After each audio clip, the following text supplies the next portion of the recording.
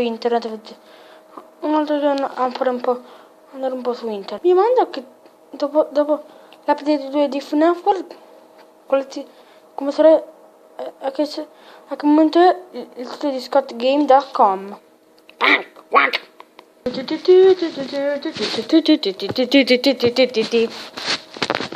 Ah, non me lo aspettavo. Ma che Dio, grazie. Ecco qua il nuovo teaser di Sister Location.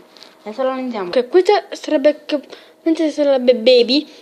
Un po' le orecchie, un po' le code sui capelli e un microfono come Freddy. E poi siete qui, ti prego a tutti quanti stare ai propri posti. Questa è la stessa parola che ha detto nell'update 2 di FNAF World. Forse farò anche un video però in versione mia.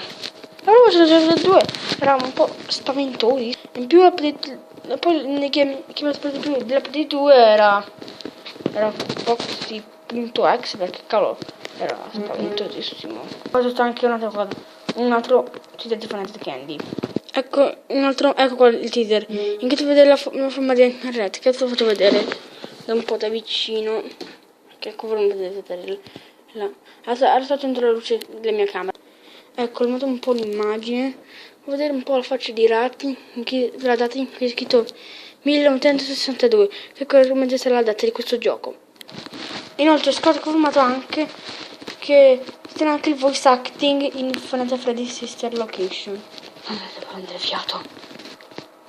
Beh, poi il mio preferito dell'update 4, l'update 2 di FNAF sarà forse nel Balloon Boy.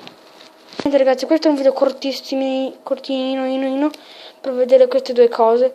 E niente, iscrivetevi, mettete like, commentate e noi vediamo al prossimo video.